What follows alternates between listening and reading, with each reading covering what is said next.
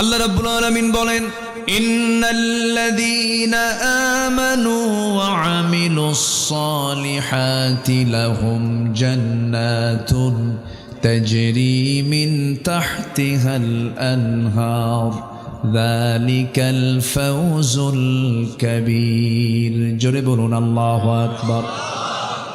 আল্লাহ রাব্বুল আলামিন বলেন, নিঃসন্দেহে যারা ঈমান আনবে এবং নেক আমল করবে। ঈমান আনা তো হয়তো অনেকে মনে করছেন হুজুর এত সস্তা কামের কথা বললেন। এক নম্বরে ঈমান তো শুধু আমি আনি না, আমার বাপও আনছে। হয়তো এরকম অনেকে ভাবতেছে আমার বাপও ঈমানদার, আমিও ঈমানদার। কিন্তু এমন চিন্তা সম্পূর্ণ ভুল চিন্তা। কারণ ব্রাহ্মণের ছেলে ব্রাহ্মণ হতে পারে, ইহুদির ছেলে ইহুদি হতে পারে, বৌদ্ধের ছেলে বৌদ্ধ হতে পারে। আমার বন্ধুগণ, কিন্তু ইমামের ছেলে ইমাম হতে পারে না, মুসলমানের সন্তান মুসলমান হতে পারে না যদি তার যোগ্যতা না থাকে, তার মধ্যে যদি ইসলাম না থাকে।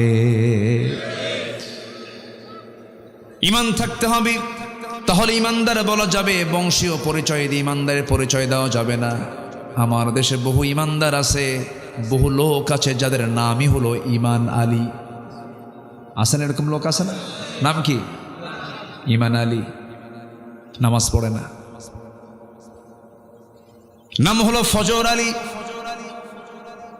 বাপ শখ করে তার নাম ফজর রাখছে, যেন ফজর নামাজ পড়ে, ঘুম থেকে ওঠে সকাল 10টায়। নাম হলো ফজর আলী। নাম হলো রমজান আলী, রমজান মাসে দুপুরবেলা ভাত খায়। এই সমস্ত নাম দিয়ে তো কোনো কাম হবে না। আল্লাহ পাক দেখতে চান নাম, বংশ না গুণ। আল্লাহ সুন্দর করে সূরা হুজুরাতের শেষ দিকে বলছেন, ইন্না খালাকনাকুম মিন যাকারিন ওয়া উনসা ওয়া জাআলনাকুম শুউবান ওয়া ক্বাবাইলা লিতাআরাফু ইন্না আকরামাকুম ইনদাল্লাহি আতকাকুম। জোরে বলুন আল্লাহু আকবার। হে মানব মণ্ডলী, আমি তোমাদেরকে সৃষ্টি করেছি এক নর এবং নারী থেকে, বিভিন্ন ভাষা দিয়েছি, গোত্র দিয়েছি, যেন তোমরা একে অপরকে চিনতে পারো। তোমাদের মধ্যে সেই সমস্ত বান্দাগুলো আমার কাছে সবচাইতে বেশি সম্মানিত, প্রিয়, যে সমস্ত বান্দাগুলো আল্লাহকে একমাত্র সবচাইতে বেশি ভয় করতে পারে। জোরে বলি সুবহানাল্লাহ। মানে মুত্তাকি হতে পারে। কি হতে পারে বলেন? মুত্তাকি হতে পারে। আমার বন্ধুগণ, তাহলে এক নম্বর সফলতার উপায় হলো ঈমান আনতে হবে, নেক আমল করতে হবে। ঈমান আছে, নেক আমল নেই, কোনো মূল্য নেই।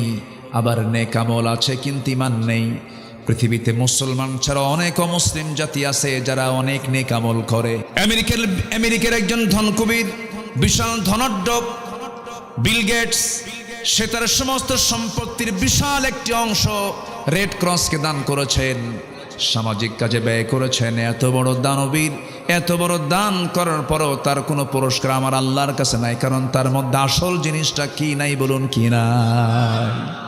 ঈমানটা নাই।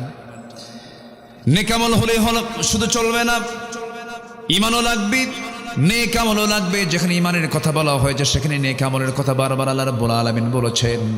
এই আয়াতটা শুধু এখানে আসে নাই, এই কথাটা একবার আসছে না, বারবার আসছে, বারবার আসছে। বারবার যে কথা বলা হয় তার গুরুত্ব কমে না বাড়ে? কমে না বাড়ে? বেড়ে যায়। ঈমান তো আমরা আনলাম, ঠিক আছে। আবার আল্লাহ অনেক জায়গায় প্রশ্ন করছেন, আহাসিবান নাস আন ইউতরাকু আন ইয়াকুলু আমান্না ওয়া হুম লা ইফতানুন।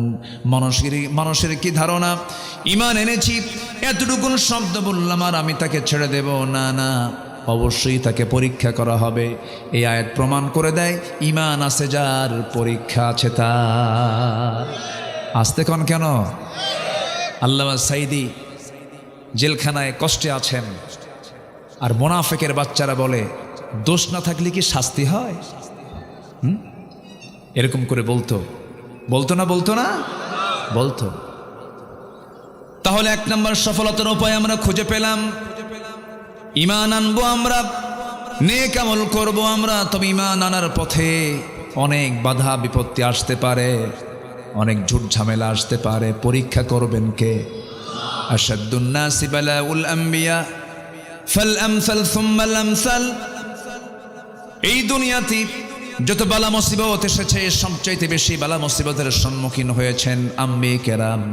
তাদের জীবনে সবচাইতে বড় মুসিবত কম আসছে না বেশি আসছে? বেশি আসছে। ইব্রাহিম আলাইহিস সালাতু ওয়াস সালাম অগ্নিকুণ্ডে নিক্ষিপ্ত হয়েছেন। ইব্রাহিম আলাইহিস সালাতু ওয়াস সালামকে হত্যা করার জন্য বারবার চেষ্টা করা হয়েছে। ইসমাঈল আলাইহিস সালাতু ওয়াস সালাম পরীক্ষার সম্মুখীন হয়েছেন। জাকারিয়া আলাইহিস সালাতু ওয়াস সালামকে করাত দিয়ে চিরে দুই টুকরা করে শহীদ করা হয়েছে। ইয়াহইয়া আলাইহিস সালাতু ওয়াস সালামকে জবাহ করে নবীর মাথা রানীর সামনে উপহার দেওয়া হয়েছে। এরকম করে নূহ আলাইহিস সালাতু ওয়াস সালামকে মারতে মারতে রক্তাক্ত বানায়া বেহুশ করে রাস্তায় ফেলে দিয়ে চলে গেছে। এরপরে লূত আলাইহিস সালাতু ওয়াস সালাম বিপদের সম্মুখীন হয়েছেন। মূসা আলাইহিস সালাতু ওয়াস সালাম ঘরবাড়ি ছাড়া হয়েছেন, হিজরত করতে বাধ্য হয়েছেন। ইউনূস আলাইহিস সালাতু ওয়াস সালাম বিপদে পড়ে কিসের পেটে ছিলেন বলেন সবাই? এরপরে আরেকজন নবী আইয়ুব আলাইহিস সালাতু ওয়াস সালাম 18 বছর ধরে আল্লাহ রাব্বুল আলামিন এমন পরীক্ষার মধ্যে ফেলে দিলেন, পরিবার বিচ্ছিন্ন হয়ে গেল। 18 বছর নড়াচড়া করতে পারলেন, এমন রোগে আক্রান্ত হয়ে গেলেন। প্রত্যেকটা পরীক্ষায় সমস্ত আম্বিয়া কেরাম সেকেন্ড হয়েছেন না ফার্স্ট হয়েছে? ঈমান আছে যার, পরীক্ষা আছে তার। পরীক্ষা আসবে, পরীক্ষা দিতে হবে, পরীক্ষায় পাশও করতে হবে। আমার বন্ধুগণ, দিন শুধু গ্রহণ করেছেন একজন সাহাবী, মদিনায় চলে গেছেন। মদিনার উপকণ্ঠ থেকে তাকে ধরে আনা হলো, জেলখানায় আটকে রাখা হলো। মক্কার কুরাইশের সবাই মিলে বলল, সন্তান আছে, ছেলে আছে, মেয়ে আছে, বউ আছে, বাচ্চা আছে, দিনটা ছেড়ে দাও, ইসলামটাকে ছেড়ে দাও। ওই সাহাবী বললেন, তোমরা আমাকে দিন গ্রহণ করাকে হয়তো তুচ্ছ মনে করতেছো, তোমরা কি জানো এই দিনকে রক্ষা করতে গিয়ে, ইমানকে রক্ষা করতে গিয়ে অবলীলায় হাসতে হাসতে জীবন দিব, কিন্তু ইমান কারো কাছে বিক্রি করতে পারবো না। শেষ পর্যন্ত করা হলো কি, জেলখানা আটকে রেখে খাবার বন্ধ করে দেওয়া হলো। সেই সাহাবীর নাম হলো খুবাইব ইবনে আদি রাদিয়াল্লাহু তাআলা আনহু। শেষ পর্যন্ত খাবার বন্ধ করলে হবে কি, খুবাইবকে আল্লাহ রাব্বুল আলামিন খাবারের জন্য জান্নাতের খাবার বাজেট পাস করলেন। শেষ রাত যখন হয়ে যেত, তার সামনে কি যেন ঝুলন্ত আঙ্গুরের ছড়া ঝুলাইয়া রাখতে তিনি খেতেন। জীবনের শক্তি তিনি সেখান থেকে ফেরত পেতেন। সুন্দর করে 3-4 মাস ধরে খাবার বন্ধ করে দিয়েছে ওরা, আল্লাহ নিজে তার খাবারের বন্দোবস্ত করে দিয়েছেন। টের পেয়ে গেল ওরা, বুঝতে পেরেছে খুবাইবকে না খেয়েও মেরে ফেলার সম্ভব নয়, অতএব খুবাইবকে আমরা দুনিয়া থেকে বিদায় করেই দেব, ওকে তারা ফাঁসি কাস্টে ঝুলিয়ে মেরে ফেলবে। এমন সিদ্ধান্ত যখন তারা নিয়ে ফেলেছে, শেষবারের মতো এসে বলল, খুবাইব ইমানটা ছাড়ো, ইমানটা বাদ দিয়ে দাও। তিনি বললেন, না রে না, আমরা তোমাকে মেরে ফেলে দেব, মেরে ফেলে দাও। তোমার শেষ ওসিয়ত বলতে কোনো কিছু আছে নাকি বলো, তোমার শেষ ইচ্ছা পূরণ করব। পরিবারকে দেখতে চাও নাকি? সঙ্গে সঙ্গে তিনি মুচকি হাসি মেরে বললেন, দুনিয়ার কারোর সঙ্গে আমার দেখা করার প্রয়োজন নাই, তোমরা যদি আমাকে দেখা করতে দাও, অজুর পানি দিলে পরে অজু বানায় আমি নামাজের মধ্যে আল্লাহর সঙ্গে দেখা করতে চাই। অজুর পানি দেওয়া হলো, অজু বানালেন, নামাজে দাঁড়ালেন। প্রথম রাকাত খুব মনোযোগ দিলেন, আস্তে আস্তে করে পড়ছিলেন। দ্বিতীয় রাকাতে মনোযোগ ঠিকই ছিল, কিন্তু মনে মনে চিন্তা করলেন, নামাজটা লম্বা করলে কাফের মুশরিকরা ভাবতে পারে খুবাইব বুঝি মৃত্যুর ভয়ে নামাজকে লম্বা করতেছে। একটু তাড়াহুড়ো করে নামাজ পড়লেন, সালাম ফিরলেন, দুটো হাত আকাশের দিকে তুলে আকাশের মালিককে লক্ষ্য করে বলছেন, আকাশের মালিক আল্লাহ, আজকে 4 থেকে 5 মাস গত হতে চলল, নবীজির চাঁদ মাখা চেহারা আমি দেখতে পাই না, নবীজির সঙ্গে কথোপকথন হয় না। আমি যদি দুনিয়া থেকে বিদায় হয়ে যাই, আমার বিদায়ের খবরটা আল্লাহ আমার নবীর দরবারে তুমি আল্লাহ পৌঁছায়া দিও, আমার বিদায়ী সালামটা দিয়ে দিও। এই কথা বলেই করলেন কি, দেরি করলেন না, ফাঁসির মঞ্চের দিকে দৌড়া যাচ্ছেন, শুলে কাষ্টের দিকে দৌড়া যাচ্ছেন। কাফির মুশরিকরা বলতেছে, খুবাইব তুমি কি পাগল হয়ে গেছো নাকি, মানুষকে মরার জন্য দৌড়ায় নাকি? খুবাইব বলছে, আমি তো মরার জন্য দৌড়াই নাই, আল্লাহ রাব্বুল আলামিন আমাকে 8টা জান্নাতের সবগুলো দরজা খুলে খুলে দেখায় দিতেছে। সাইয়েদনা খুবাইব করলেন কি, সামনের দিকে এগুতে লাগলেন। কাফের মুশরিকরা তার দু হাত বেঁধে ফেললো, দু পা বেঁধে ফেললো, বারবার চেষ্টা করছে তাকে দিন থেকে ফেরানোর জন্য। সাইয়েদনা খোবায়েব অনর চিত্ততা নিয়ে দাঁড়ায়া থাকলেন। এমন সময় একজন কাফের এসে হেয় প্রতিপন্ন করে বলছে, খোবায়েব তোমার জায়গায় যদি মুহাম্মাদকে এখানে যদি দুই হাত বেঁধে যদি মারা হতো কতই না ভালো হতো। এই কথা শোনার সঙ্গে সঙ্গে কয়েক মিনিট ধরে তিনি মুখের মধ্যে থুতু জমা করলেন। থুতু জমা করে এক পর্যায়ে চট করে তার সর্বশেষ শক্তি প্রয়োগ করে তার মুখ বরাবর থুতু মেরে দিলেন। এক মুখ ভরা থুতু মেরে দিলেন। খেপে গেল, রেগে গেল। চট করে তার ডান হাতে নেজা তরবারের আঘাত যখন করলো, হাতটা ছিটকে পড়ে গেল। খোবায়েব মুস্কি মুস্কি হাসি মারলেন, আর একটা হাত কেটে ফেললো, চিৎকার করে হাসতেছেন। সবাই বলল, খোবায়েব রে মানুষ, সবাই বলে ফেলতেছে, খোবায়েব রে মানুষ আঘাতপ্রাপ্ত হলে কান্দে, তুই হাসিস কেন, তোর কারণটা কি হাসার বল। খোবায়েব বলছে, তোমার আমার একটা করে অঙ্গহানি করো, আল্লাহ পাক জান্নাতের একটা করে হুর আমাকে দেখায় দেন। দুই হাত কেটে ফেললো, দুই পা কেটে ফেলে দিল, মস্তকটা পৃথক করে ফেললো। খোবায়েব দুনিয়া থেকে বিদায় নিয়ে নিলেন। নবী আলাইহিস সালাতু ওয়াস সালাম আমার নবীজি সামনে সাহাবায়ে কেরামকে সামনে করে কথা বলছিলেন। মসজিদে নববীর ভিতরে তিনি বসে বসে কথা বলছেন। এমন সময় হঠাৎ করে তিনি দাঁড়ায় গেলেন, হাত উঁচু করে বললেন, সালামুন আলাইকা ইয়া খোবায়েব, সালামুন আলাইকা ইয়া খোবায়েব, হে খোবায়েব তোমাকে সালাম সালাম। সাইয়েদনা ওমর ফারুক বলছেন, ইয়া রাসূলুল্লাহ আজকে 4-5 মাস গত হতে চলে আমরা খোবায়েবকে দেখি না, আপনি সালাম দিচ্ছেন কেন? নবীজি কাদা কাদা কণ্ঠে বলছেন, ও আমার সাহাবীরা রে, আমার খোবায়েব আর দুনিয়াতে নাই, জান্নাতের পাখি হয়ে জান্নাতের মধ্যে উড়ে বেড়াতেছে। জোরে বলি সুবহানাল্লাহ। খোবায়েব জান্নাতের পাখি হয়ে জান্নাতের মধ্যে উড়ে বেড়াচ্ছে। আমার বন্ধুগণ, এই যে খোবায়েব জীবনটা দিয়ে দিয়েছেন, ইমানকে বিক্রি করেন নাই। ইমানটা আনা সহজ, কিন্তু ইমান টিকে রাখা কঠিন। এই জন্য আল্লাহ রাব্বুল আলামিন সুন্দর করে আরেক জায়গায় বলছেন, ইন্নাল্লাযীনা ক্বালু রাব্বুনাল্লাহু সুম্মা ইসতাকামু তাতানাজ্জালু আলাইহিমুল মালায়েকা আল্লা তাখাফু ওয়া লা তাহজানু ওয়া আবশিরু বিল জান্নাতিল্লাতী কুনতুম তুআদুন। জোরে বলুন আল্লাহু আকবার।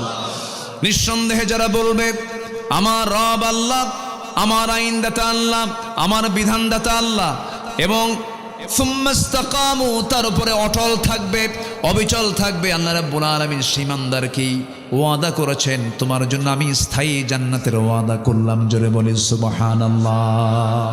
ঈমান আনবো এবং টিকে থাকার চেষ্টা করব। জোরে বলি ইনশাআল্লাহ। আরো জোরে বলি ইনশাআল্লাহ। আমার বন্ধুগণ, নেক আমল করতে হবে, ঈমানকে পাকাপোক্ত করতে হবে। আমার মা একটু খেয়াল রাখবেন, আল্লাহ পাক আপনাদের জন্য দৃষ্টান্ত দিয়েছেন 4 জন নারীর। একজন মারিয়াম বিনতে ইমরান আলাইহিস সালাতু ওয়াস সালাম, আরেকজন ফেরাউনের বউ। কে বলেন? ফেরাউন পত্নী আসিয়া নামটা আসে নাই, ইমরাতা ফিরাউন এসেছে, ইমরাতা ফেরাউন এসেছে। ফেরাউনের স্ত্রী আসিয়ার দৃষ্টান্ত আল্লাহ রাব্বুল আলামিন কেন দিয়েছেন, কি জন্য দিয়েছেন মা?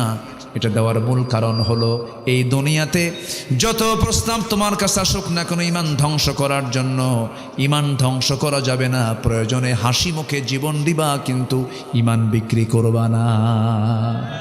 আসিয়া ছিলেন তার একটা প্রকৃষ্ট উদাহরণ। আল্লাহু আকবার বলেন। এই মহিলার নাম শুনলে আমার কাছে মনে হয় এমন কোনো পরীক্ষা নাই যে পরীক্ষা আসিয়া দেন নাই। আল্লাহু আকবার বলেন। ঈমানকে রক্ষা করতে গিয়ে স্বামীকে হারাতে হয়েছে,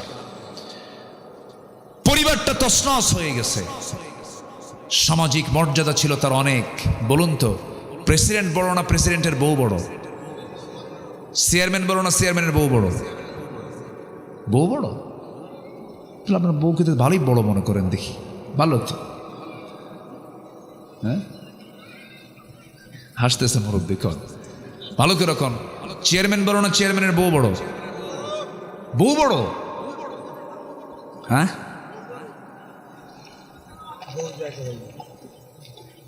একদিকে ঠিকই আছে অবশ্য, একদিকে ব্যাঠিক না। কোন লোকটা বইয়ের কথা শোনে না বলেন তো? সবাই শোনে। শোনেন না আপনারা? শোনেন না? আস্তে আস্তে কয়, বইয়ের কথা শোনেন না আপনারা? তা আস্তে আস্তে কোন কেন? এই শোনেন না,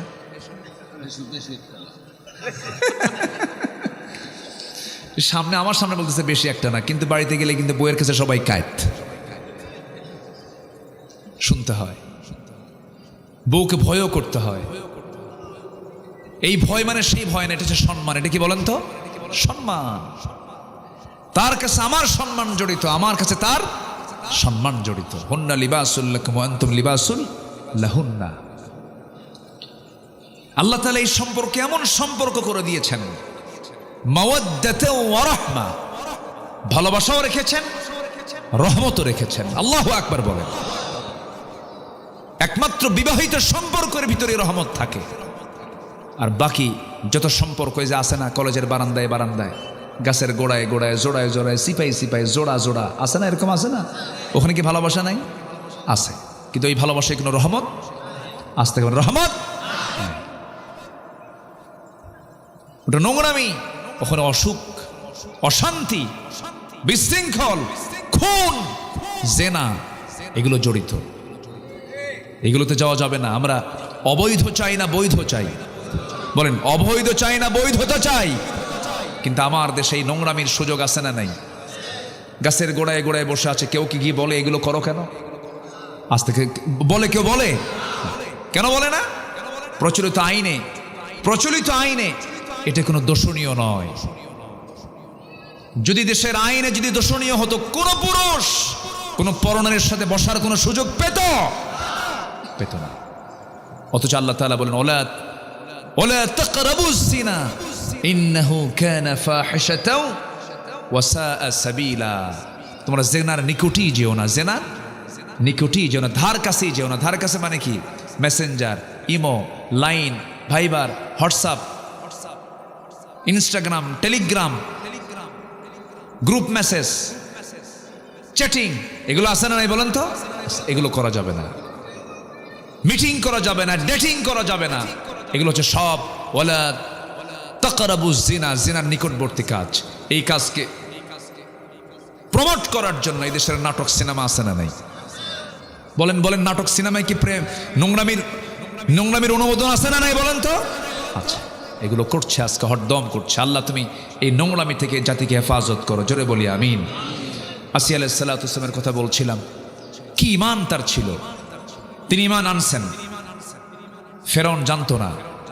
ফেরাউন জানা মাত্রই বলে ফেললো, আসিয়া কি যেন শুনলাম তুমি নাকি ঈমান এনেছো।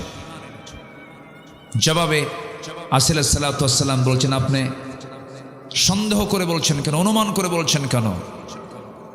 সূর্য ওঠা যেমন সত্য, আমার দিন গ্রহণ তেমনই সত্য। ফেরাউন বলল, আসিয়া এটা তুমি কাজ করলা, আমার সম্মান থাকলো কোথায়? তুমি হচ্ছে, তোমার সম্মান হচ্ছে আমার পরে ফার্স্ট লেডি অফ ইজিপ্ট। তুমি ইজিপ্টের, তুমি হলে ফার্স্ট লেডি, আর তুমি আজকে আমার সাথে এরকম প্রতারণা করলা। তোমাকে দিন ছাড়তেই হবে, ঈমান ছাড়তেই হবে। আসিয়া বলছেন, আমার স্বামী, ঈমান আনা তো পার্থিব কোনো বিষয় নয়, ঈমান আনা হচ্ছে পরকালীন বিষয়। আমি পরকালের জাহান্নামকে ভয় করে আমি ঈমান এনেছি। জোরে বলে সুবহানাল্লাহ। উনি পরিবার দেখলেন না, সংসার দেখলেন না, সম্মান দেখলেন না, মর্যাদা দেখলেন না, দেখলেন ঈমান। দেখলেন কি? ঈমান। ফেরাউন শেষ পর্যন্ত বলে ফেলল, আসিয়া তোমার কিন্তু মরণ হয়ে যেতে পারে, তোমার বিরুদ্ধে আমি চূড়ান্ত আইন পাশ করতে পারি, তোমাকে হত্যা করে ফেলবো। আসিয়া বলছেন, আমার স্বামী, আমি জানি আপনি আমাকে এমন কথা বলতে পারেন, আমি আপনাকে চূড়ান্ত তার জবাবও দিয়ে দিলাম। আপনি আমার প্রতি যত অত্যাচারের মাত্রা বাড়ায় দিবেন, আমার ঈমানটা তত পাকা হয়ে যাবে। হামানের সঙ্গে পরামর্শ করলো ফেরাউন। উপস্থিত সমাসদ বৃন্দ বলে ফেলল, ফেরাউন বুকের শত্রু, বড় শত্রু। এই শত্রুকে কোনো ক্রমেই পোষা যাবে না, রাখা যাবে না, শেষ করতে হবে। জাল্লাদ ঠিক করে ফেলা হলো। আসিয়া আলাইহিস সালাতু ওয়াস সালামকে শেষবারের মতো তাকে বলা হলো। আসিয়া বলছেন, স্বামী আমার, আপনি আমাকে হত্যার হুমকি দিচ্ছেন, আর আমার আল্লাহ জান্নাতের দৃশ্যগুলো দেখায় দেখায় দিতেছে। জাল্লাদকে হাজির করা হলো, করাত হাতে নিল, করাতটা তার কপালে লাগায় দিল। ঠিক সেই সময় তাফসীর এসেছে, সূরা তাহরিমের তাফসীর এসেছে, আসিয়া আলাইহিস সালাতু ওয়াস সালাম সেই সময় ওই সংকটকালে আল্লাহকে বললেন না, তিনি আল্লাহকে একমাত্র সাহায্যকারী হিসেবে তার কাছে চাইতে লাগলেন। সুন্দর করে একটা দোয়া পর্যন্ত তিনি করলেন, যে দোয়াটা আজ থেকে 4000 বছর আগে আসিয়া দোয়া করেছেন। আর সেই আসিয়ার দোয়াটাকে আল্লাহ রাব্বুল আলামিন 1500 বছর আগে কোরআনে কোট করেছেন। জোরে বলে সুবহানাল্লাহ। আসিয়া আলাইহিস সালামের কিতাব কি কোরআন ছিল না তাওরাত ছিল? তাওরাত ছিল। অথচ তাওরাতের অনুসারী একজন মহিলার দোয়াকে আল্লাহ রাব্বুল আলামিন কোরআনে কারীমের মধ্যে কোট করে দিলেন। আল্লাহ রাব্বুল আলামিন তার দোয়াটা হুবহু কপি করে দিয়েছেন। রব্বি বিনিলি ইনদাকা বাইতান ফিল জান্নাতি ওয়া নাজ্জিনি মিন ফিরআউনা ওয়া আমালিহি। আল্লাহ তুমি আমাকে একটা বানায়া দিবা ঘর। বাইতান বুয়ুতুনের এক বচন হলো বাইতুন, বুয়ুতুন বহু বচন। তিনি একটা মাত্র ঘর চাইলেন, আল্লাহ তুমি আমার জন্য একটা ঘর বানায় দিবা, ইনদাকা তোমার কাছে একটা ঘর বানায় দিবা। আর আমি এমন ঘর চাই যে ঘরটা হওয়া চাই তোমার কাছে, মানে তোমার ঘরের দেওয়ালের সঙ্গে যেন আমার সেই ঘর, আমার ঘরটা যেন হয়। আর তুমি আমাকে ওয়ানাজ্জিনি মিন ফিরআউনা, ফিরআউনের অনিষ্ট থেকে তুমি আল্লাহ আমাকে বাঁচাও, ওয়া আমালিহি তার অপকর্ম থেকে তুমি আল্লাহ আমাকে বাঁচাই। দোয়াটা সম্পন্ন করলেন। তাফসীরে আসছে টপ টপ করে রক্তগুলো জমিনে গড়ে গড়ে পড়তেছে। 2 টুকরা করে আসিয়া দুনিয়া থেকে বিদায় হয়ে গেলেন। দুনিয়ার সমস্ত নারীকুলকে জানায় দিন, ও দুনিয়ার নারীকুলেরা, নারী সমাজেরা, হাসতে হাসতে জীবন দিয়া দিবা, কিন্তু ঈমান নামক বড় সম্পদকে কখনো বিক্রি করতে পারবা না। জোরে কোন সুবহানাল্লাহ। সফল হওয়ার জন্য 1 নম্বর উপায় কি আনা? জোরে কোন কি আনা? পরীক্ষিত ঈমান আনতে হবে। কি ঈমান আনতে হবে? পরীক্ষিত ঈমান। পরীক্ষায় যেন ঈমান যেন পরাজিত না হয় এমন ঈমান আনা যাবে না। নাম্বার 1 চলে গেল। এখনো আছে 8টা পয়েন্ট। সময় দিচ্ছেন তো নাকি আপনারা যাওয়ার প্ল্যান করতেছেন? এটা জিকির করি লা ইলাহা, আরো জোরে লা ইলাহা,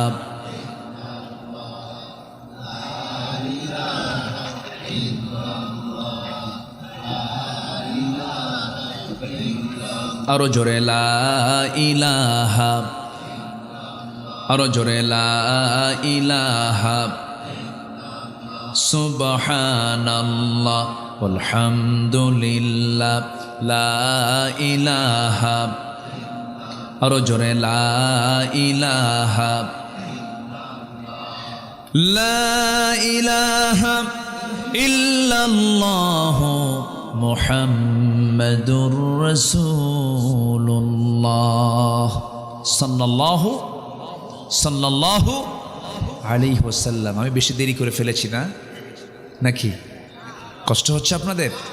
আর একটু সময় থাকেন, আমি পয়েন্টগুলো অন্তত শর্ট করে হলেও বলে ফেলি। একটু বসুন। এত সুন্দর মানুষ আপনারা। কি থানার নাম জানো এটা? মোড়েল, মোড়েলগঞ্জ। মোড়েল মানে কি? মোড়লগঞ্জ। ও আচ্ছা, একটা ব্যক্তির নাম। জি, বুঝতে পারছি। সুন্দর। বাগেরহাট তো মাশাআল্লাহ, বাগ মানে হলো জান্নাত, জান্নাতের হাট। বলি আলহামদুলিল্লাহ। বাগে জান্নাহ বলেন না, বাগান, বাগান। এটা বাগানই তো, এত সুপারি আর কি বলে নারিকেল গাছ, মাশাআল্লাহ। বলি আলহামদুলিল্লাহ। সবুজ, শুধু সবুজ দেখেরা। পাশে নদী আছে। কি নদী? পানগুচি নদী। হ্যাঁ, কচা নদী চিনি, কচা নদী চিনি। ভলেশ্বর আছে। শুধু নদী আর নদী তো এলাকায়। বলি আলহামদুলিল্লাহ। আমি যখন এইখানে এসে গাড়িতে নামলাম, বাতাসটাই অন্যরকম। এত স্বচ্ছ নির্মল বাতাস, এত সুন্দর দেশ আমার। বলি আলহামদুলিল্লাহ। জোরে বলি আলহামদুলিল্লাহ। আমি বছর 2 আগে কাতারে গিয়েছিলাম। তো কাতারে গিয়ে দেখি কোথাও কোনো গাছ নাই, সবুজ নাই, সবুজ নাই, সবুজ দেখাই যায় না। আর আমার দেশে কি আছে? সবুজ। এই সবুজায়নের জন্য কোটি কোটি ডলার বরাদ্দ করে সেই দেশগুলো। তো কাতারে কোথাও পানি নাই, কি বলে কোথাও সবুজ নাই। তো দেখি একটা এলাকা পুরোটা গ্রিন জোন বানায় ফেলছে, পুরোটাই সবুজ, গাছগাছালি অনেক। আমি লক্ষ্য করি নাই, নিচের দিকে তাকাই, বললাম যে এত গাছ এখানে কেমনে হলো? তো বলছে হুজুর নিচের দিকে তাকায় দেখেন স্যালাইন লাগানো। কি লাগানো আছে? স্যালাইন মানে হচ্ছে ট্যাপ লাগানো, যে কলগুলো লাগানো, ওখানে সকাল বিকাল পর্যাপ্ত পানির ব্যবস্থা সেখানে আছে।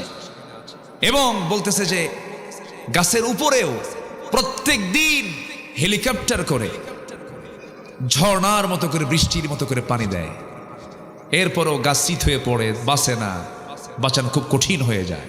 আর আমার দেশে এমন মাটি, এটা ছোট্ট বাচ্চা আগের দিন পেয়ারা খাইছে অথবা কাঁচামরিচ খাইছে, পেয়ারার কাঁচামরিচ খাইয়া যদি পরের দিন পায়খানায় যায়, 3 মাস পরে ওটার খোঁজ নেবেন, দেখবেন নয় মরিচ গাছ হয়েছে।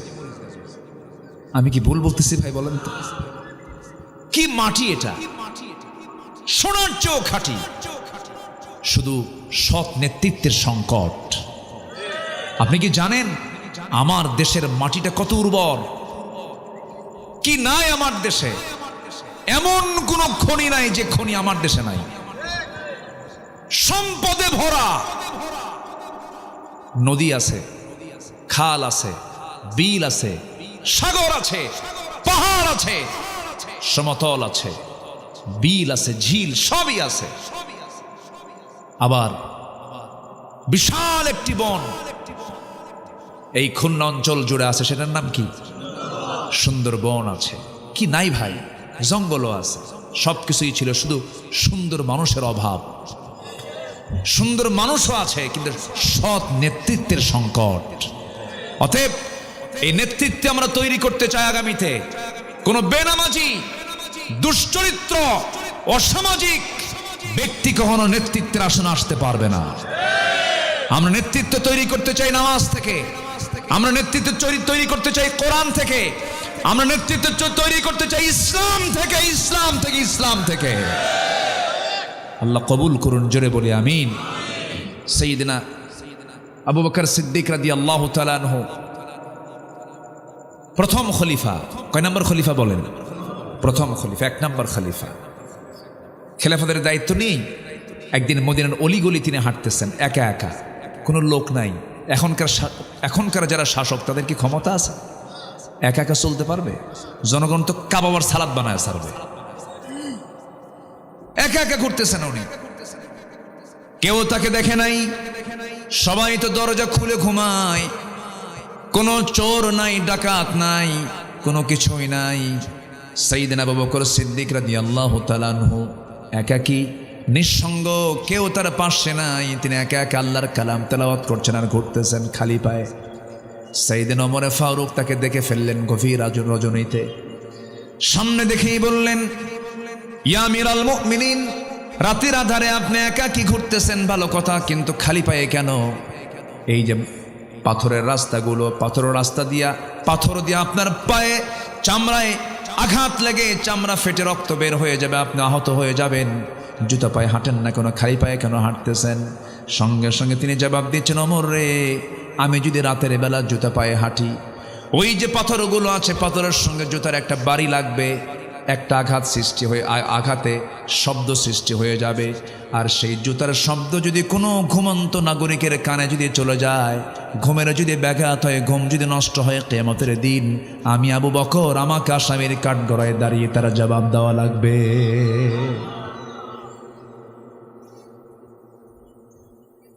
খেলাফতের দায়িত্ব তিনি গ্রহণ করেছেন। তার আগ থেকেই তিনি এক মহিলার ঘরে সেবা করতে যেতেন। বৃদ্ধা নারী, স্বামী নাই, ছেলে নাই, মেয়ে নাই, কেউ নাই, তার পাশেই তার বাড়ি। প্রতিবেশীর তো হক আছে। ওই মহিলার ঘরে গিয়ে তিনি রান্না বান্না করে দিতেন, কাপড় চোপড় ধুয়ে দিতেন, খাবার জোগাড় করে দিতেন। প্রত্যেকটা রাত্রি তিনি যেতেন। খেলাফতের দায়িত্ব গ্রহণ করার পরও তিনি নিয়মিত যেতেন। সাইয়েদনা আবু বকর সিদ্দিক রাদিয়াল্লাহু আনহু প্রত্যেক রাতে এই কাজটা করতেন। ওমর ফারুক চিন্তা করলেন, দেখিতে এই খেদমতটা আমি করা যায় কিনা। উনি দরজার কাছে চলে গেলেন, দরজায় নক করলেন, নক করে বললেন, বুড়িমা, আপনার খেদমতের জন্য আমি এসেছি, দরজা খুলে দিন, আপনার খেদমত করে যাব।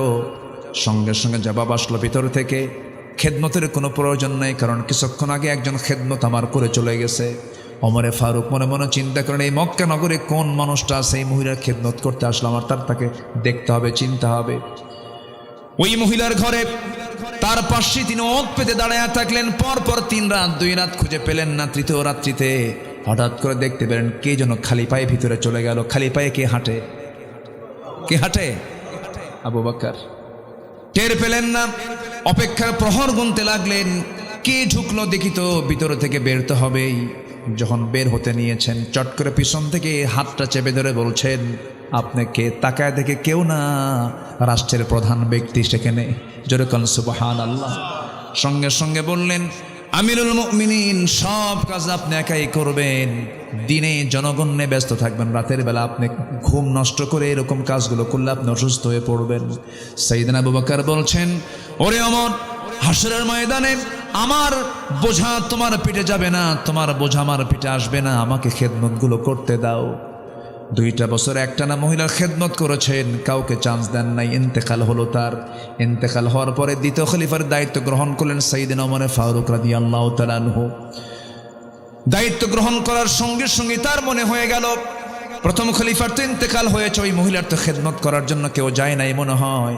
খেদমত করার জন্য আসছেন তার ঘরে, দরজায় নক করেছেন, মহিলার জানা নাই। প্রথম খলিফার ইন্তেকাল হয়ে গেছে, চোখে দেখতেন কম, বুড়ি মানুষ, কেউ তাকে সঙ্গত দেয় নাই।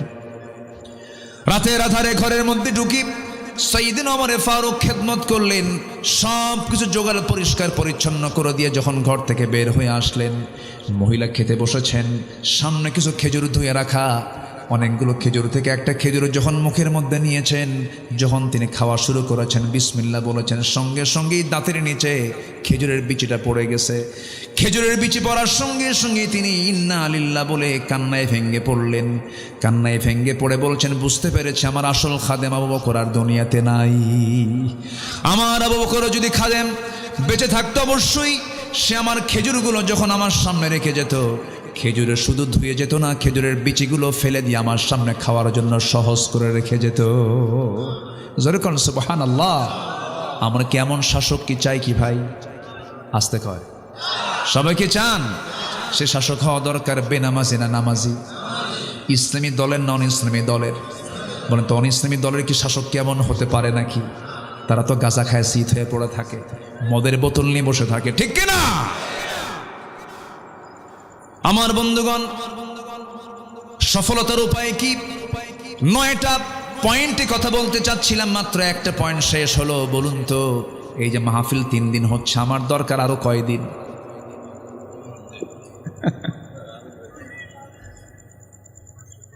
কি কষ্ট পাচ্ছেন নাকি আপনারা? বলি আলহামদুলিল্লাহ। আমি কি শেষ করে দেব? আলোচনা চলুক। জি, জোরে বলি ইনশাআল্লাহ। কি করি, ঘড়ি তো খুব দ্রুত ঘুরতেছে দেখতেছি।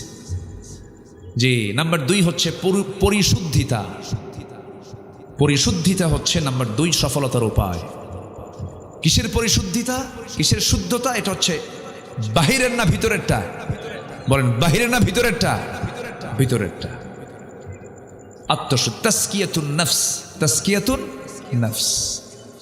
আল্লাহ রাব্বুল আলামিন বলেন, قد أفلح من تزكى وذكر اسم ربه فصلى بل تؤثرون الحياة الدنيا والآخرة خير وأبقى إن هذا لفي الصحف الأولى صحف إبراهيم وموسى جربون الله أكبر ওই বান্দা সফল হয়েছে যে মন্ত্রী হলো না, যে এমপি হলো না, কোটিপতি হলো না, মাস্টার্স পাস করেছে না। আল্লাহ বলছেন সেই বান্দাই সফল হতে পেরেছে। কদ আফলাহা মান তাযাক্কা, যে ব্যক্তি নফসকে শুদ্ধ করতে পেরেছে। ওয়া যাকারা ইসমা রাব্বিহি, যে রবের নামের জিকির করতে পেরেছে। ফাসল, এবং নামাজ পড়তে পেরেছে, সেই বান্দা সফল। 3টা কাজ। কয়টা কাজ বলেন? এই আয়াতের মধ্যে 3টা কাজ, এই সূরার মধ্যে 3টা কাজ। এর মধ্যে 1 নাম্বার হলো যে বান্দা তাজকিয়াতুন নফস করতে পেরেছে, নফসের শুদ্ধতা আনতে পেরেছে। রোগের এই আত্মার অনেক রোগ আছে, নফসের অনেক রোগ আছে। লোভ একটা রোগ। লোভ আছে না নাই বলেন? আসতে বলবেন, আছে না নাই? লোভটা দিয়েছেন কে? আল্লাহই কিন্তু দিয়েছেন, কিন্তু সেই লোভটা হওয়া চাই অবৈধ লোভ না বৈধ লোভ? একটা নারীকে পাওয়ার লোভ আছে না নাই? একদম আস্তে আস্তে বলেন, মানে নাই মনে হয় আপনাদের? পুরুষ না আপনারা? আছে না নাই? এটা এখন পুরুষ পুরুষ মনে হচ্ছে। হাওয়ার জন্য তো আদম পাগল হবেনি তো। হাওয়ার জন্য আদম পাগল হবেন, আদমের জন্য হাওয়া পাগল হবেন। এটা তো ন্যাচারাল। আল্লাহ মানা করছেন না, আল্লাহ বলতেছেন টান নিয়ায় মোহাব্বত কর, কিন্তু ইজাব কবুল কর। আল্লাহ কি চান? ইজাব কবুল হতে হবে, বৈধ সম্পর্ক, লিগ্যাল রিলেশন থাকতে হবে। ইলিগ্যাল কোন রিলেশন করলে এটা অবৈধ লোভ হবে। কি লোভ হবে বলেন? অবৈধ লোভ। তো খারাপ কিছু না, কামনা বাসনা এটা খারাপ নয়। ইনকাম কেন হবে না? ইনকাম কেন করবেন না আপনি? বাপ মাকে দেখা কি? বাপ মার খরচ বহন করা সন্তানের জন্য কি? আরো জোরে কন। তাহলে আই ইনকাম করাও কি ফরজ না? ফরজ। আই ইনকাম করতে হবে তো, কিন্তু আল্লাহ চান সুদ খাইয়া করো, হ্যাঁ, হারাম পথে করো। কুলু মিন তাইয়্যিবাত, হালাল কিছু খাও, হারামের কাছে যেও না। কার কথা? আল্লাহর কথা। কিন্তু নফসের রোগ হলো অবৈধ লোভ, অতিরিক্ত রাগ, অবৈধ রাগ, গোসা, এগুলো নফসের রোগ। এরপরে মিথ্যা কথা বলা রোগ, গীবত পরনিন্দা করা রোগ, হিংসা বিদ্বেষ করা রোগ, কৃপণতা, লোক দেখানো, নিজে পছন্দ করা, অহংকার করা, পরশ্রীকাতরতা, সম্পদের অবৈধ শক্তি, সম্মানের লোভ, দুনিয়ার ভালোবাসা, এগুলো সব হচ্ছে আত্মার সমস্যা, আত্মার ব্যাধি। এই আত্মার ব্যাধিগুলোকে দূর করার জন্য, দমন করার জন্য আমাকে আপনাকে চেষ্টা করতে হবে। সে আত্মার ব্যাধি দূর করার জন্য সবচেয়ে বড় মেডিসিন দুনিয়াতে কেউ দিতে পারবে না। সবচেয়ে বড় মেডিসিনের নাম কি বলুন? কোরআন। শিফা কি? অনুনাজ্জিলু মিনাল কোরআনি মা হুয়া শিফাউ ওয়া রাহমা। কোরআন শিফা এবং রহমত। জোরে বলুন সুবহানাল্লাহ। সব রোগের, নফসের রোগ সারাতে চাইলে এটার সঙ্গে সম্পর্ক রাখতে হবে, কোরআনের সঙ্গে সম্পর্ক রাখতে হবে। কম না বেশি? বেশি রাখতে হবে। সামনের যে মাস আসতেছে, এই মাসের নাম কি? কিসের মাস? কোরআনের মাস। বলেন কিসের মাস? বলেন কোরআনের মাস। শাহরু রমাদান আল্লাযী উনজিলা ফীহিল কোরআন। রমজানের পরে এই মাসের আরেকটা নাম হলো কি? কোরআন। আরেকটা মান কি? কোরআনের মাস। রমজানের মাস, কোরআনের মাস, কোরআনের মাস, রমজানের মাস। আল্লাহু আকবার বলেন। রমজান কেন বাড়লো? কিসের জন্য? রমজানের দামটা বাড়ছে কিসের জন্য? কোরআনের জন্য। আমরা মক্কা যাই কেন? কাবার জন্য। মদিনা যাই কেন? নবীর কবর থাকার জন্য। ওযু করি কেন? নামাজের জন্য। রমজানের দাম এত বাড়লো কেন? কিসের জন্য? কোরআনের জন্য।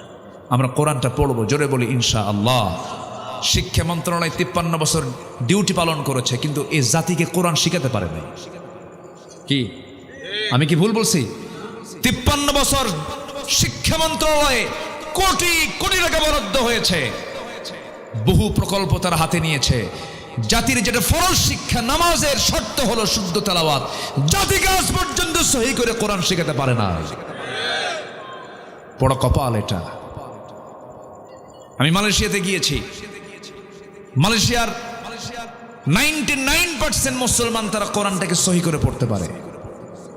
কেন জানেন? তাদের সিলেবাসটা এমন করে সাজানো, ক্লাস 5 ওঠার সাথে সাথেই, ক্লাস 6 ওঠার সাথে সাথেই প্রত্যেকটা নাগরিকের 3 থেকে 4 পারা কোরআন মুখস্থ। আর আমার দেশে বিসিএস ক্যাডার হয়। ওযুর ফরজ কয়টা? 17টা। কয়টা কইছে? বেশি হলো কয়টা? মাত্র 13টা বেশি কইছে। হ্যাঁ, মাত্র 13টা বেশি বলেছে। এই হলো বিসিএস ক্যাডারদের ইলমে যোগ্যতা, দ্বীনের জ্ঞান। অথচ যদি এমন করা হতো, বিসিএস ভাইভা বোর্ডে কোরআনে কারীমের যে কোনো পৃষ্ঠা থেকে 1 পৃষ্ঠা তেলাওয়াত শোনাতে হবে। ভাইভা বোর্ডে কোনো মুসলমান যদি ভাইভা বোর্ডে যদি অংশগ্রহণ করে, অবশ্যই তাকে শরিয়াতের উপরে, ফিকহের উপরে 4 থেকে 5টা প্রশ্ন করা হবে। তাকে 5টা হাদিসের অনুবাদ বলতে হবে। এরকম করে যদি কন্ডিশন দেওয়া হতো, আমার দেশের কোন অফিসার ধর্ষণের চিন্তা মাথায় নিত না। এক র‍্যাব কর্মকর্তা সবে কদরের রাত্রিতে আসামির স্ত্রীকে ধর্ষণ করেছে। এরপরে বলে বন্দি থাকা আসামির স্ত্রীদেরকে এমন আচরণ আমাদের আইনে সিদ্ধ, এরকম বাজে কথা বলেছে। এই সমস্ত লম্পটদেরকে ঝুলায় মারা দরকার। এই চরিত্রহীনতা কেন আসছে? কিসের আলো নাই? কিসের আলো নাই বলেন? ও আলো পাবে কেমন? আলো তো দেয়ই নাই ওরে, ও তো অন্ধকারই থাকবে। আমার নফস ঠিক হবে কখন? যখন আমি এটার ট্রিটমেন্টটা নেব। এটার জ্ঞান দরকার আছে না নাই? আছে। চোখ বন্ধ করে মাদ্রাসায় দিবেন সন্তানকে, যা ভুল করছেন এই ভুল যেন আর না হয়। আপনার সন্তান জজ হবে, ব্যারিস্টার হবে, ডিসি হবে, এমপি হবে, এসপি হবে, সব হবে, কিন্তু সবার আগে সিনার মধ্যে আগে কোরআন তুলে দিতে হবে। এই কোরআনটাকে দিবেন, আর সে দুষ্ট থাকতে পারবে না, ইঞ্জিনিয়ার হবে। কোরআন থাকলে পরে রডের বদলে বাঁশ দেবে না, ঠিক কিনা বলেন? রডের বদলে বাঁশ দেবে না, দেশের সম্পদ বাইরে পাচার করবে না। এই জন্য নফসের ট্রিটমেন্ট করতে হবে কি দিয়া বলেন? কোরআন দিয়ে। কদ আফলাহা মান তাযাক্কা। আমার বন্ধুগণ, নফস সম্পর্কে আরো দুইটা পরিভাষা আছে। নফস, রূহ, কলব। নফস, রূহ, কলব। নফসটা হলো লেজিসলেটিভ, রূহটা হলো অ্যাডমিনিস্ট্রেটিভ, কলবটা হলো ফেডারেটিভ। নফস হলো গাড়ি চাই বাড়ি চাই ইহকালীন চেতনা, রূহটা হলো পরকালীন চেতনা। মানুষের নফসটার প্রথম পদক্ষেপ হলো খারাপ কিছু চায়। এই চাওয়াটাকে চাওয়া যাবে না। দ্বীনের জ্ঞানের অর্জনের মধ্য দিয়ে, ইসলামকে মানার মধ্য দিয়ে, আল্লাহর ভয় থাকার মধ্য দিয়ে সেই ট্রিটমেন্টটা করতে হবে। মহান রব্বুল আলামিন বলছেন আরেক জায়গায়, কদ আফলাহা মান যাক্কাহা ওয়া কদ খাবা মান দাসসাহা। জোরে বলুন আল্লাহু আকবার।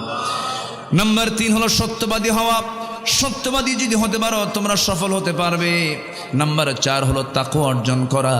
মাইয়ুতিইল্লাহা ওয়া রাসূলাহু ওয়া ইয়াখশাল্লাহ ওয়া ইয়াত্তাকিহি ফাউলাইকা হুমুল ফাইজুন। জোরে বলুন আল্লাহু আকবার। ফাইজুন বলছি না প্রথমে? ফাইজুন, মুফলিহুন, তুফলিহুন, এই শব্দগুলো যেখানেই পাবেন সেখানে সফলতার কথা আসছে। আল্লাহ একবার বলেছেন না বারবার বলেছেন? বারবার বলেছেন। নাম্বার 5 হলো ধৈর্যশীলতা থাকবে যার, সে সফল হয়ে যাবে। আল্লাহ রাব্বুল আলামিন সুন্দর করে বলছেন, ইন্নী জাযাইতুহুমুল ইয়াওমা বিমা সাবারু আন্নাহুম হুমুল ফাইজুন। জোরে বলুন আল্লাহু আকবার। সূরাতুল মুমিনুন আয়াত নম্বর 111। ধৈর্য যদি আনতে পারো তোমরা সফল হয়ে যাবে। এই দুনিয়ার জিন্দেগিতে যে কোনো কাজের জন্য কাজ আগে না ধৈর্য আগে, ব্যবসা আগে না ধৈর্য আগে, বিয়ে আগে না ধৈর্য আগে, সব কিছুর আগে ধৈর্য। ধৈর্য একটা যোগ্যতা। ধৈর্য আনার জন্য যোগ্যতার প্রয়োজন আছে। ধৈর্য একটা যোগ্যতা, রাগ কোনো যোগ্যতা না। রাগ কোনো যোগ্যতা দিয়ে হয় না। রাগ ট্রেনিং করে রাগ অর্জন করা যায় না, কিন্তু ধৈর্য অর্জন করতে গেলে ট্রেনিং দিতে হয়, ধৈর্যের পরীক্ষা দিতে হয়। ধৈর্য হচ্ছে বড় একটা যোগ্যতা। ধৈর্য আছে যার সফলতা আছে তার, ধৈর্য নাই যার ব্যর্থতা আছে তার। আল্লাহ রাব্বুল আলামিন 7 নম্বর বলছেন, সৎ কাজের আদেশ দেবে যারা, অসৎ কাজের বাধা দেবে যারা, তারাও সফল কাম। ওয়ালতাকুম মিনকুম উম্মাতুন ইয়াদউনা ইলাল খায়রি ওয়া ইয়া'মুরুনা বিল মা'রুফি ওয়া ইয়ানহাউনা আনিল মুনকার ওয়া উলাইকা হুমুল মুফলিহুন। আল্লাহ পাক বলছেন, তোমাদের মধ্যে অবশ্যই এমন একটা দল থাকা দরকার যে দল মানুষকে সৎ কাজের আদেশ দেবে, অসৎ কাজের বাধা দেবে, এবং এই কাজটা যারা করবে তারা হলো সবাই সফল কাম। জোরে বলুন সুবহানাল্লাহ। নাম্বার 8 হলো যে বান্দা তওবা করবে সে সফল। এগুলো কি মোল্লার কথা না আল্লাহর কথা? আল্লাহ সুন্দর করে বলছেন, তুবু ইলাল্লাহি জামিআন আইয়ুহাল মুমিনুনা লাআল্লাকুম তুফলিহুন। জোরে বলুন আল্লাহু আকবার। আল্লাহর কাছে সবাই মিলে তওবা করো হে মুমিনরা, তোমরা আশা করো যে সফল হতে পারবে। জোরে বলে সুবহানাল্লাহ। গুনাহ হবে আমার, মাফ করে দিবেন কে? গুনাহ হবে বান্দার, মাফ করবেন কে? আল্লাহ মাফ করবেন, কিন্তু শর্ত হলো তওবা করো। কি করো?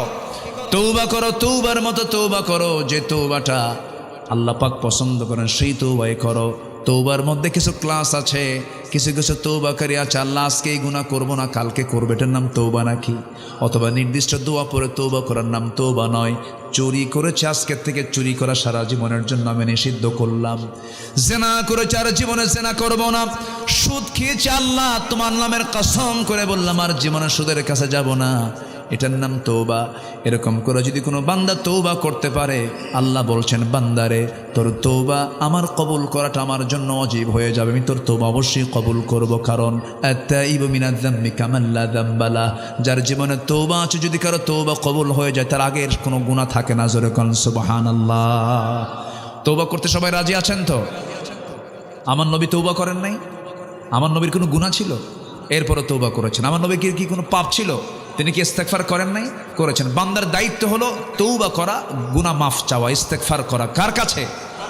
আল্লাহর কাছে। আমার দেশে একজন বড় বুজুর্গ আছে, এখনো বেঁচে আছে, খুব অহংকারী। এর আগে হজ নেবাজে কথা বলেছিল, তারপরে অনেক কিছুই বলেছিল। সে কয়েকদিন আগে একটা দেখলাম, ভিডিওতে দেখলাম, সেই বুজুর্গ বলতেছে আমার তো কোনো গুনাহই নেই।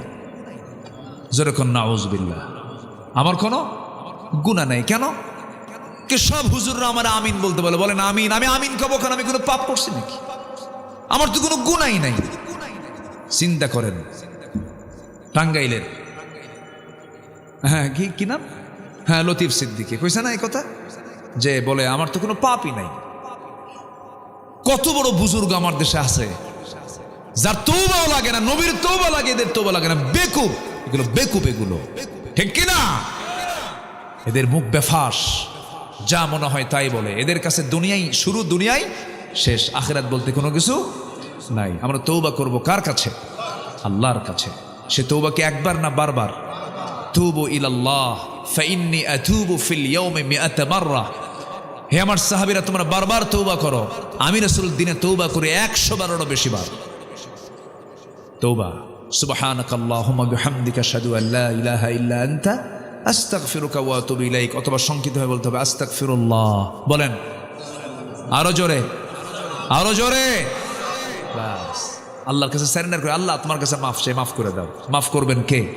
আল্লাহ তাআলা। আল্লাহর কাছে মাফ চাইতে কোনো লজ্জা আছে নাকি? কোনো লজ্জা নেই। যে আল্লাহর কাছে যত বেহায়া হতে পারবে সে তত আল্লাহর নিকটে যেতে পারবে।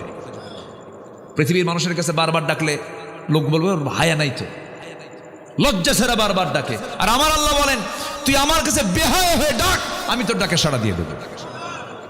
আমরা ডাকবো কার কাছে? চাইবো কার কাছে? কাঁদবো কার কাছে? কাঁদতেই যদি হয় কাঁদবো কার কাছে? অনেক স্বামী আছে বউয়ের কাছে কান্দে, আছে কিন্তু কান্দে না? কান্দে। বউ আছে স্বামীর কাছে কান্দে, কান্দেন। কিন্তু স্বামী যদি বউয়ের কাছে কান্দে, বউ মনে মনে করবে ওর ধান্দা আলাদা। বউ যদি কান্দে, স্বামী বলবে ওর ধান্দা আলাদা।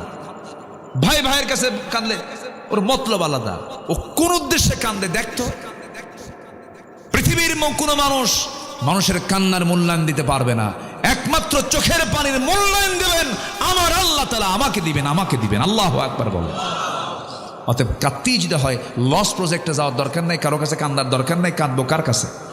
আল্লাহর কাছে। আমার আল্লাহ সব দিয়ে দিবেন। বউ ভালো না, আল্লাহ আমার বউকে ভালো করে দাও। আমার ছেলে ভালো না, আল্লাহ তুমি আমার ছেলেকে ভালো করে দাও। কাঁদবেন, আল্লাহ কবুল করবেন। যেরকম সুবহানাল্লাহ। পৃথিবীর কোনো মানুষের কাছে কান্না করে তার ফলাফল নাই, ফলাফল জিরো।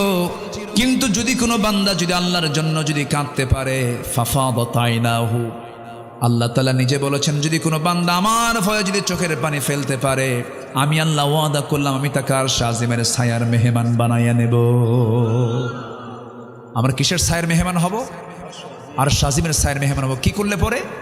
কাঁদলে পরে, চোখের পানি ফেলে ফেলে কাঁদলে পরে। এক ফোঁটা চোখের পানি, সাবাতু আবহুর, 7 সমুদ্রের পানি দিয়ে জাহান্নাম নিভবে না, এক ফোঁটা চোখের পানি দিয়ে জাহান্নামের আগুন নিভে যাবে। অতএব আমরা কাঁদবই যখন, কার কাছে কাঁদবো? তওবা করব কার কাছে? লাআল্লাকুম তুফলিহুন, সফল হবে। এটা কার কথা? আল্লাহর কথা। সর্বশেষ নয়, প্রকৃত মুমিন হওয়া, তাহলে সফল হব আমরা। কি মুমিন হব বলেন তো? বলেন কি মুমিন হব? প্রকৃত মুমিন। মানে প্রকৃত মানে কি? যার মধ্যে মুমিনের গুণগুলো আছে, বেসিকটা আছে। কি আছে? বেসিকটা আছে, সে হচ্ছে প্রকৃত মুমিন। প্রকৃত মুমিন কাকে বলে? প্রকৃত মুমিনের সংজ্ঞা আল্লাহ দিয়েছেন, একটা সূরা শুরু থেকে লম্বা করে বলে দিয়েছেন এবং ব্যাখ্যা নিজেই দিয়েছেন, কথা নিজেই বলেছেন। একটু বলি, আমাকে সময় দিচ্ছেন তো নাকি? আল্লাহ রাব্বুল আলামিন বলেন, قد أفلح المؤمنون الذين هم في صلاتهم خاشعون والذين هم عن اللغو معرضون والذين هم للزكاة فاعلون। ওই সমস্ত মুমিনরা সফল কাম। প্রকৃত মুমিন তো তারাই যাদের মধ্যে এক নম্বর গুণ খুশুর সঙ্গে নামাজ হবে, যাদের মনোযোগ দিয়ে নামাজ হবে, যাদের একটা বিষয় মাথায় রাখবেন, যার নামাজটা যত সুন্দর হবে তার ইমানটা তত সুন্দর হয়ে যাবে। নামাজ কি সবাই পড়তে রাজি আছেন নাকি? সবাই কি নামাজ পড়তে রাজি আছেন? নাম্বার 2 হলো যারা বাজে কথা মুখ থেকে কখনো বের করবে না। 16 বছর যারা ক্ষমতার চেয়ারে ছিলেন, যে মাইকগুলো তারা পেয়েছেন, সবসময় ভালো কথা না বাজে কথা বলেন? ভালো কথা না বাজে কথা? নেত্রী এক সময় এক একটা বোমা মারে। আবার ওইদিকে নোয়াখালীর এক নেতা ছিল, নোয়াখালীর প্রতিবন্ধী নেতা, হাঁটতেও পারো না, কথাও বলতে পারো না। কে?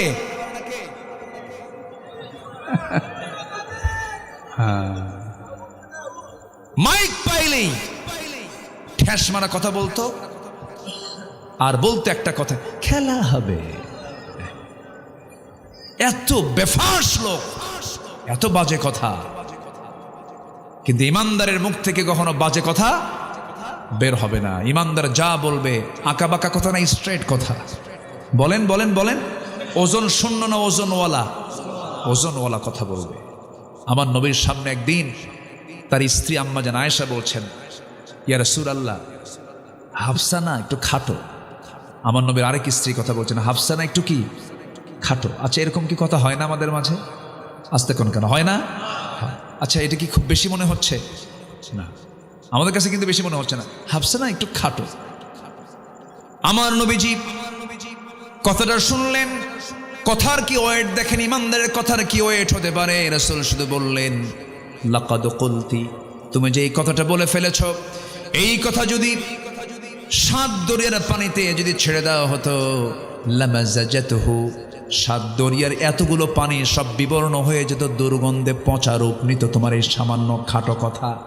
আম্মা জান আয়েশা সঙ্গে সঙ্গে চোখের পানি ফেলে ফেলে বলছেন, ইয়া রাসূলুল্লাহ, আমি আল্লাহর কাছেও মাফ চাই, আমি আপনার কাছেও মাফ চাই। কত বাজে কথা ইমানদার মুখ থেকে বের করে। কালোকে কালো বলা যাবে না, খাটোকে খাটো বলা যাবে না, অন্ধকে কানা বলে গালি দেওয়া যাবে না, ন্যাংরাকে ন্যাংরা বলা যাবে না। এরকম করে কোনো মানুষ কষ্ট পাবে এমন জাতীয় কোনো কথা বললে পরে সূরা হুজুরাত সাক্ষী, এটা কি হালাল না হারাম? সগীরা গুনাহ না কবিরা গুনাহ? বলেন, কালো করেছেন কে? ধলা করেছেন কে? লম্বা করেছেন কে? চিকন করেছেন কে? খাটো করেছেন কে? দোষ কার?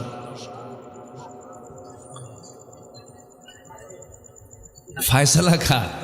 এখানে দোষের কিছু নাই তো, ফায়সালা কার? স্বামী যদি একটু কালো হয়, কিছু কিছু মা আছে মাঝে মাঝে খোঁটা মারে। আমাদের কাছে আসে তো রিপোর্ট, মা আমাদের কাছে সবাই রিপোর্ট দেয়, আপনারা যেমন রিপোর্ট দেন, পুরুষরা রিপোর্ট দেয়। এক কালো স্বামী আমাকে এসে বলে, হুজুর, আমি জীবনে কি ভুল যে করছি, কেন আমার মতো কালো বউ না নিয়ে ধলা বউ কেন নিলাম? আমারে বলতেছে, কেন? উঠতে বসতে খোঁটা মারে। কেন? কি খোঁটা মারে? কোচ কি সুন্দর, আমি একটু কালো, খোঁটা মারে। বলে তো এরকম যে তোমার সঙ্গে যে আমার সংসার হচ্ছে, তুমি একটু আয়না চেহারা দেখো তো। এরকম করে স্বামীকে বলার মধ্যে কিছু মহিলা আছে না? নেই? বলেন, তোমার সঙ্গে যে আমার সংসার হচ্ছে, এতে তোমার 14 গোষ্ঠীর কপাল। দিল একখান খোঁটা মেরে।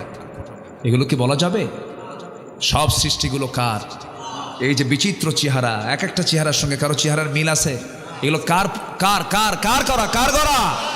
আপনার কাকে গালি দিবেন? আপনার যাকেই গালি দিবেন চলে যাচ্ছে কার কাছে? অসম্ভব। খাটো মানুষ ন, আপনি সুন্দর হয়েছেন, বাহাদুরি করেন, ক্যান্সার ভিতরে, ওর চাইতে কালোই ভালো। কি ঠিক কিনা? ওর চাইতে কালোই ভালো। আমার নবীর একজন কালো সাহাবী ছিলেন, খুব কালো ঘন। আমার নবীজি সেই কালো সাহাবীকে দেখলেন, মনটা খারাপ। রাসূল বলছেন, কালো সাহাবী, তুমি মন খারাপ করে বসে আছো কেন? হুজুর, যৌবন হয়ে গেছে, বয়স হয়ে গেছে, বিয়ে করব, বিয়ে পাই না। কি কথা বুঝতেছেন আপনারা? বিয়ে করতে পারছি না। রাসূল বললেন, কেন তুমি বিয়ে করতে পারো না হুজুর? কালো মানুষ কেউ পছন্দ করে না। রাসূল বলছেন, না, ভুল কথা। সাহাবী, চিন্তা করো না, তোমার বিয়ের দায়িত্ব আমি রাসূল নিজে নিয়ে নিলাম। জোরে বলেন সুবহানাল্লাহ। আমার এক বন্ধু, তার বউটা কালো। আমি শুনছি এরকম। একদিন বললাম, বন্ধু তুমি তো চাঁদের মতো উজ্জ্বল চেহারা, তুমি কালো বউ বিয়ে করলে কি ভালো লাগে? বন্ধু, আমার চোখে যে আমার বউ কত সুন্দর তুমি বুঝবা না। আসলে চরিত্রবান যারা চরিত্রবান তাদের কাছে কালো ধলা কোনো ফ্যাক্টর নয়, ঠিক কিনা বলেন? কিন্তু কিছু কিছু যুবক আছে যে ওই যুবকের মতো, এক যুবক বিয়ে করছে, বিয়ে করে আর 3 দিন পরে কান্দে, বউটা একটু কালো তো। তুমি কান্দো কেন? নতুন বউ ঘরে, তুমি কান্দো কেন? ভাই, লিটনের বউ দেখতে কত সুন্দর, আমার বউটা কালো হয়েছে, দেখেন নজর গেছে লিটনের বউয়ের দিকে। তাহলে এই নজর যদি খারাপ হয়, হাজার সুন্দরী ঘরে আসলেও কি তার মন? কখনই মনে মনে ভাবলেন, আমার মেয়েটা তো অত্যন্ত সুন্দরী, চাঁদের মতো সুন্দরী, ফুটফুটে চেহারা, সুন্দর চেহারা, কিন্তু ছেলেটা তো কালো, কি যে হয়।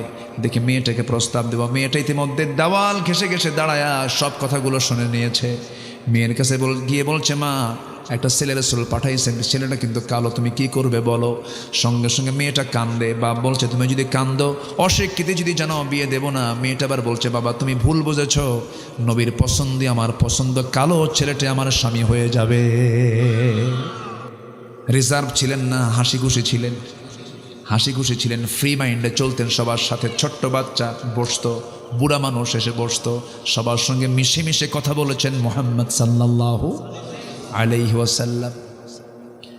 ফাবিমা রাহমাতিন মিনাল্লাহি লিনতা লাহুম ওয়ালাউ কুনতা ফাযযান গালিযাল কলবি লানফাদ্দু মিন হাওলিক ফাফু আনহুম মুস্তাগফির লাহুম ওয়াশাবিরহুম ফিল আমর ফাইযা আযামতা ফাতাওয়াক্কাল আলাল্লাহ। জোরে বলি আল্লাহু আকবার।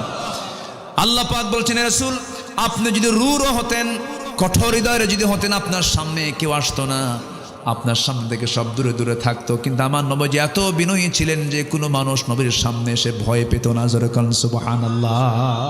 ফ্রি হয়ে কথা বলতো, কিন্তু বেয়াদব ছিলেন না কেউ, কোনো সাহাবী কেউ বেয়াদব ছিলেন না। শুধু একদিন সূরা হুজুরাতের এই প্রেক্ষাপটটা আমাকে খুব ভাবায়। একদিন সাইয়েদনা আবু বকর এবং ওমর রাদিয়াল্লাহু আনহু দুজন কথা বলতে বলতে, আমার নবীজি কথা বলছেন, এর মধ্যে তাদের দুজনের তর্ক বিতর্ক, আওয়াজটা নবীর আওয়াজের চাইতে বড় হয়ে গেছে। যখন বড় হয়ে গেছে, নবীজি খুব কষ্ট পাচ্ছেন, আরে আমি কথা বলি, আমার কথার চাইতে ওদের কথা বড় হয়। শুধু এতটুকু মনে করেছেন, আয়াত নাজিল হয়ে গেছে। আল্লাহু আকবার বলবেন না? তাহলে আদব দরকার আছে না নেই বলেন তো? দরবারের মধ্যে দেখবেন অনেক মুরব্বির উপর দিয়ে ছোট মানুষ কথা বলে, আছে না? এরকম আছে না? এটা কিন্তু চরম বেয়াদবি।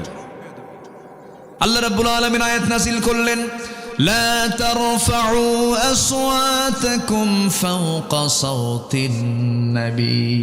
তোমাদের আওয়াজের চাইতে, নবীর আওয়াজের চাইতে তোমাদের আওয়াজ যেন বড় না হয়। যদি বড় হয়ে যায়, আন তাহবাতা আমালুকুম, তোমাদের সমস্ত আমলগুলো আমি আল্লাহ রাব্বুল আলামিন কাট করে ফেলবো, বিফল করে ফেলবো। জোরে কোন নাউযু বিল্লাহ। তাহলে আদবের দরকার কি? পরে না আগে? আগে দরকার। নবীজি বললেন, যাও, ব্যবস্থা করতেছি। নোমান এইদিকে আসো, 200 দিরহাম। ওসমান এদিকে আসো, 200 দিরহাম, 400 দিরহাম জড়ো করলেন। রাসূল বললেন, যাও, আগামীকালকে বিয়ে তোমার, বাজার করে আনো। বাজার করতে গেছেন, এক সাহাবী এসে বলে, ও সাদ, বিয়ের বাজার তো করতে আসছে, তুমি কি জানো জিহাদের ডাক এসেছে, জিহাদের ডাক এসেছে, জিহাদের ডাক এসেছে, চল রে বীর, জিহাদের ডাক এসেছে, চল।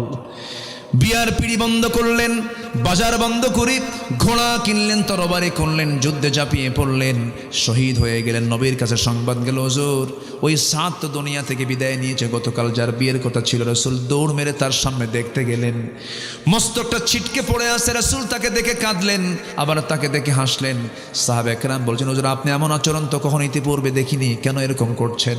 রাসূল বলছেন, হাসার হেতু হলো আমি নিজের চোখে দেখতে পাচ্ছি জান্নাতের হুররা তাকে টানাটানি করে বেহেশতের দিকে নিয়ে যাচ্ছে, আর আমি এই জন্য কাঁদি। সব দায়িত্ব আমার কাঁধে নিলাম, কিন্তু আমার সাদরে দুনিয়াতে কোনো নারীর সঙ্গে বিয়ে দিতে পারলাম না, এই জন্য আমি কান্দি।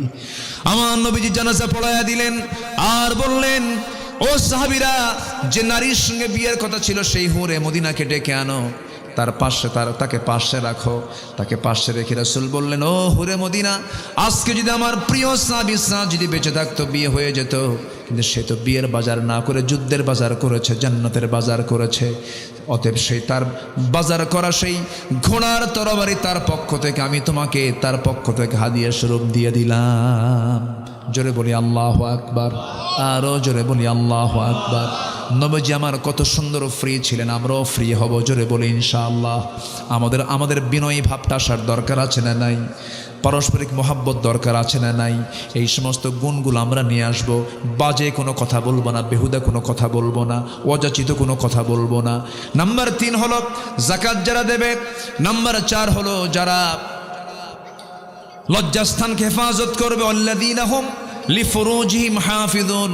নাম্বার 5 হলো আল্লাযীনা হুম লিআমানাতিহিম ওয়া'দিহিম রাউন, যারা আমানত ঠিক রাখবে। নাম্বার 6 হলো যারা ওয়াদা ঠিক রাখবে। এরপরে নাম্বার সর্বশেষ 7 হলো নামাজ দিয়ে শুরু, নামাজ দিয়ে শেষ, যারা নামাজের ব্যাপারে যত্নবান হবে। আল্লাযীনা হুম আলা সালাওয়াতিহিম ইউহাফিজুন। আল্লাহ পাক বলছেন 7টা কাজ করবে, জান্নাতের অধিকারী হয়ে যাবে। 5 ওয়াক্ত নামাজ পড়বেন কারা কারা একটু হাত তুলে দেখান তো দেখি। জোরে বলি ইয়া আল্লাহ ইয়া রহমান, আমাদেরকে 5 ওয়াক্ত সালাত আদায় করার তৌফিক তুমি আল্লাহ দিয়া দাও। জোরে বলি আমিন, আরো জোরে আমিন। হাত নামান, আসেন দোয়া করি। নাকি দোয়া করবো না, আলোচনা চালাবো?